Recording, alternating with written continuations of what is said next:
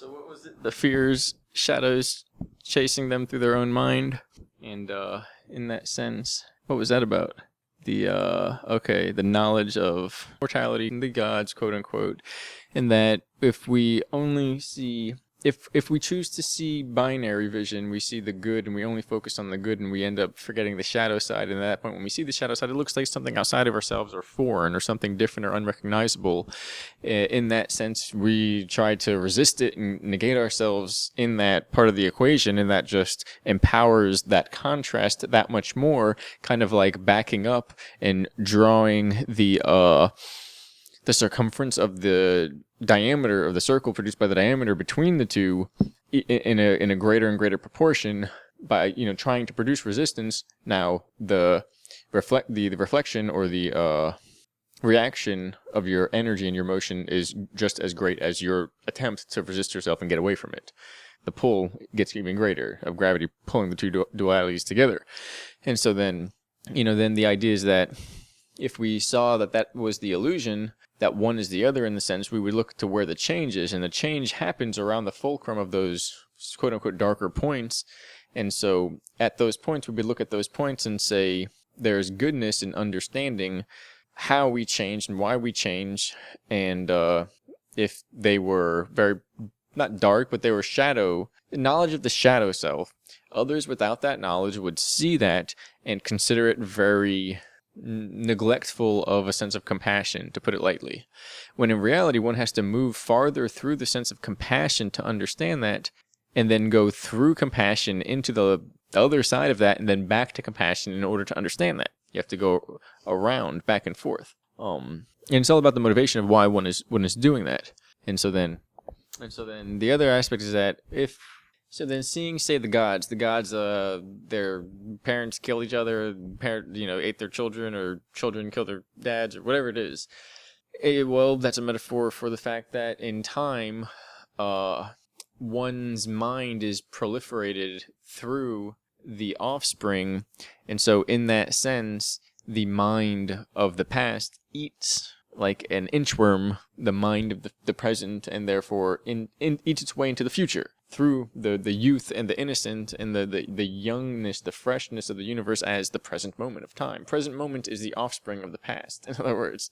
And the past eats itself continuously, but that's also the illusion. It doesn't have to be that way. That's just this pattern we got into, and it's a recognition we closed in on because the energy. It's the easiest way to use the energy. It's like a slinky or a Jacob's ladder kind of like step over, because the energy is reflecting itself, but it's stepping down each time if they're not learning, if it's not a conducive process. So then, in other words, if the energy isn't recycled the proper way, the youth get dumber and dumber and less capable, and we're literally shit out of luck because it's like bottoming out until, like, it's like driving so that the distance between the tires and the wheel well, like they shrink, and it's like the car, like the tires move through the roof of the car and still attempting to drive forward somehow. It's like that direction is impossible. It's impossible to take the energy from our children and recycle it into the past. But then if that gets out of control in the way that it has, our children literally go and turn into vampires before they're in adolescence. Well, who's going to get the energy? Because if the energy's not there, we just broke the cycle by creating a negative feedback loop that kills itself, if you will, or eats itself. And so then that has to be reversed, but it's all part of a process and wrapped within itself. They carry itself out. The universe carries itself out. It's like trains on a track. The tracks have to switch. And in that sense, it's like two circles that are bubbles up against each other, and the tracks come around, and when they hit the areas where the tracks are meeting, because they're two bubbles with the same edge sharing the same wall, that train can then switch over to the left or the right side and switch to a new bubble, a new cycle. That's kind of how the cycles work. And so then the power cycles operate that way based upon its perspective. And so then, in understanding, say, the Celestials destroy themselves or got in a war between mother and father and created the offspring, you could say, a planetary body that flew in to create the asteroid belt, contacting a previous planetoid or an asteroid, asteroid is when it's in the air, meteorites when it's No, asteroids when it lands, meteorites when it's out in the air. Anyway, or in the space. Anyway, and you know Marduk, and the moon and all that stuff, and then they blow up and create the moon and the meteor or asteroid belt. Obviously, I guess that's where asteroids are. And so it's metaphor between these huge celestial bodies. The idea is, what if these are actual intelligences? What if it's a huge consciousness thing? And, you know, apparently these ones are all kind of fraudulent versions of the real thing. They're avatars of the real gods brought into material space, frozen in consciousness, time, and space, basically trapped with everyone else that's in here. The whole universe got trapped, including the gods of the universe. And so then, but the idea is, from their perspective, there's no death in that sense, I guess, but also in that sense there is, because the planets that were destroyed, they have to be brought in the process of being brought back together, because they're supposed to go into their own process where they do it themselves. It's not because somebody ran them over with a galactic 18-wheeler. So that still incurs itself, which is why those events are described as the myths and legends of war, or the myths and legends of the creation and destruction of the psyche and the personal and the collective reality. And that is the merging between the finite and the temporary, the mortal, and the infinite, the eternal, and the immortal. But it's more so ever living, or maybe eternally self-aware. And so then, however, that goes beyond all of this in the Matrix, because it's just you couldn't have any of that in pure eternity, because basically you either have entire bliss or suffering in eternity. Eternity is basically like a night of sleep. It's all goes by so fast that's how it is. And again, that's the point. If the human realm is not phasing back around again, or there's an experiment to make things last forever one way or another, then it might be like dreaming only a certain quality of dreams depending on the range of experience you initiate consciously in life, meaning your biological, your neurological processes, your biology creates the blueprint for your eternal spiritual biology, or however that works. And that's through the range of access created by the opening of information and energy created by the cleaving of the two sides of duality, depending on how well, effortlessly, seamlessly, and really enjoy you swing on the pendulum. Without, or more so, how safely you do it without breaking or running into anything or stretching the wire or anything like that and phasing out of time and all these things that can go wrong perceptually.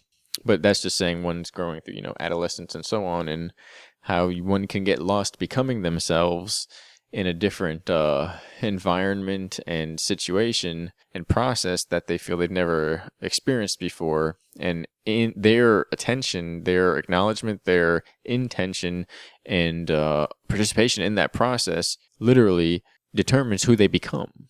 That's a very integral thing. But the idea is these larger systems, that's the same process. You wouldn't say the old, 14-year-old self is dead. It doesn't make sense. It's nonsensical. So in the same sense that the body is a long-term recorded system of time, we have access to that in multiple dimensions, but we have to make use of that while here encoding it into this reality, or it doesn't make sense. It's like saying I have an invisible bank account that has all the money in the world in it, and literally having that and not having any way to make use of it. It wouldn't make sense. But that's what we all have. That's the secret. That's like the whole description of you have an invisible, wealth, or richness of spiritual divinity, but you got to tap into it if you know who to ask and who to pray to and this, that, and the other. That's just the common thing of who to tip, who to make friends with, who to shake hands with, who to, be nice with and scratch the back of in order to get ahead. That system itself is a mimic of the hierarchy in society and physical reality. That is cleverly designed as one that mimics spirituality, while cleverly disguising that as one that is using that disguise to do other things while it's actually being used for the exact opposite, which is self-destruction. In that sense, it's the same system. One looks at that and handles the energy that they are allotted, and it's up to them. Do it right, and then that's that. Or they don't, and it destroys. It leads to self-destruction. And so what we're looking at is really a clear scope of reality if humans had a chance to interact. It's a very tight system, mostly people have that issue. It's kind of like an insanity where, I made a post. Somebody a long time ago started doing things they didn't know the reasons behind or the true results of, if true effects of, and they convinced the history from there on is basically them convincing everyone else to also do things that they have no idea the results of and the effects of. And so that's seen as kind of like a power level addiction or illusion syndrome, where we think we're seeing shit twisted. We got shit twisted, and ultimately we have less power than we think we do when we speak from the ego or any of that humanoid egotistical stuff. That perspective, it doesn't exist. It literally doesn't exist.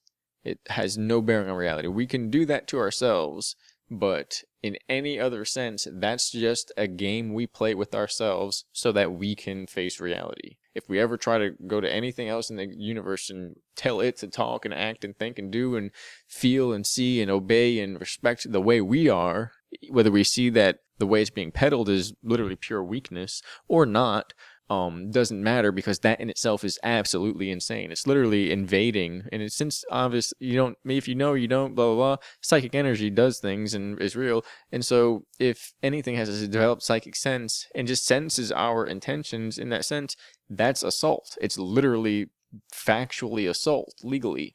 Going up to somebody and hitting them or pushing them and getting in their face, that's battery. Going up to them, getting in their face and basically bucking at them like you're about to hit them, that's assault. That's starting a fight, and you're assaulting them, making them feel they're going to be injured. And so then if we had laws for psychic energy, every fucking body would be in jail for like a minimum of a year. That is one of the models. But the idea is that in the higher ups, we don't know how to make moves 1 step, 2 steps, left, right, 1 way, right way, wrong way, blah, blah, blah. I'm not going to start doing poems. We have to have a system fitting over our joints, proverbially, that sees up like the wheels on a cart when we do something that's about to lead into us basically annihilating ourselves. More or less, that's how it works, and it eventually goes seamless. But if that isn't broken, if one's going to enter into that system, they have to be able to basically destroy all illusions, to break any kind of system that tries to use perceptual illusions and safeguarding and so on and redirection to isolate them from a reality that's potentially dangerous. The Black Mirror episode where the girl had that implant in her eye was guardian angel, and the mom was overbearing, and so then the Guardian system blurred parts of the perception out, visual, and so it blocks perception out that is kind of if it is associated with, or if it's basically associated with raised adrenaline levels or biorhythms. I can't think of the words right now. Heart rate and blood pressure and neurotransmitters or hormones. And the issue is that you have to watch the episode. It shows the negative feedback cycle. It's actually a positive feedback cycle with violence that would occur when they realize they can't see what's being blocked out and therefore want to see more of it. And from their perspective, looks like them kind of playing around with the system. From somebody on the outside, it looks like them exposing a bunch of blood or doing something that relates to high adrenaline, cortisol, blood pressure, basically trauma and chaos. And so we have this blinder system on that we can't get out of unless we know how to get out of something that's using our own senses against us, more or less without our knowledge. That sounds kind of really vague, but the more you think about it, the more easier it becomes. That guardian AI system, if it becomes training wheels and it says, okay, I'll do this for you, and okay, I'll do this for you, and we get so comfortable to that, eventually it will do so much for us that we'll forget what we are capable of. That becomes a cocoon of lost capacity, and it becomes a crutch, which becomes worse than training wheels. Not training wheels, it becomes like a poison. And so the mind has to be prepared so it can understand and function in the higher reality. And the idea is that if there's immortality, the stories do not go in the sense of they go by what change occurs, and if those little things that we talk about occur over shorter periods of time are interesting because of those shorter periods of time, then with larger periods of time, it's not that they wouldn't be interesting, it's that they would turn into a different scope, a completely different aspect of what was going on of that range, and our limitations, the scope of those limitations would expand. For instance, basically the duality I described before, but where we see what would be fearful to us because it seemingly considers only that which goes beyond our limitations in each instance, that would be not necessarily the norm or not like desensitized to. It would be understood that not seeing that is more related to an illusion rather than being morally superior. Ultimately, it's a delusion, a schism when related to morality, because that produces a critical, consciential negative feedback loop whereby one devours their own morality to prove it, if you will, or to define it. And so then the limitations that we see in the universe are not in the universe, but they're the limitations of ourself, like a parabolic projection around the self, like a dome or a hyperboloid or a like a plasma dome tip thing, kind of like the Buddha mandala, that is produced by our literal vision and energy in every direction that we look whenever we're looking in that direction. Everywhere we look in that sense is north, if you will. And everywhere we don't look is south, if you will. Everywhere we're leaving, we're going away from is south, and everywhere we're heading towards is north as well, though there's another way to interpret that, but I'll leave that for another talk, if you will. And so then it's the idea that it's not an inversion towards insanity to see that which we fear without fear, and it's not a morbidity as long as, it's not an obsession. And it's a kind of clarification of the ability to see and the discernment between that, or what one is knowing and maybe sensing directly, and what the senses are adding or distorting through the process of conversion within that biological mechanism of perception, where basically the resolution and bandwidth limitations of perception that doesn't match the required information transfer for our interaction with reality. Where it's like a boat with a lopsided keel. It works, but we go in circles. And so then that's really about biohemisync, biofeedback, hemisync, but syncing the hemispheres of the brain, biohemispheric synchronization. I'm mixing all that term up. And so then it's not just the fear, but it's the illusion of what we interpret as that which is designed or kind of specifically attributed to that which we personally don't want, when more so because we're choosing to not overcome the ignorance, or we're choosing to not see the intellectual aspect of it or the power aspect of it, but that we have to sacrifice our innocence and our victimhood and our ability to hide from our true requirements, and therefore our judgment of what we are in that sense by our own self. And it's not like a judgment in that sense, but our own but the possibility of failure and so on. We cut ourselves out by doing that, which is to say, not to mention the gravity fence and all that, but that's part of another talk in itself. And so then, it's our perceptual illusions when we don't see how the system is operating, and we can't discern between and without that, we don't discern between the biologic perceptual distortions created by that mechanism. And then, so that hyperbolic bubble vision that projects out and we perceive, it contains within it the negation of the ego. And so the closer we come to truth, we have to overcome the negation of that ego, which is the illusion of basically the loss of self. And then we can facilitate this in all kinds of ways. The idea is, right now, the aspects of yourself that could be intelligently interacting with what you maybe seek are available if one overcomes that which is within themselves that holds them back from expressing themselves fully, which sounds kind of just vague and hippie, motivational. but it's a delicate equation that enters into the universe, an interaction in physical space, your organ systems biology, your mind, and some type of, maybe neurochemical intent-based interaction, scalar interaction of your body, in your brain and higher systems. But, when that happens, it's more effective. And I have to describe it that way because it can't just be playing out. But basically, so the other side of time is happening now. It's what the projects are about as well, interweaving different dimensions, we'll call it, different universes, not full universes. And so it's not a map of the universe that contains our greatest fears.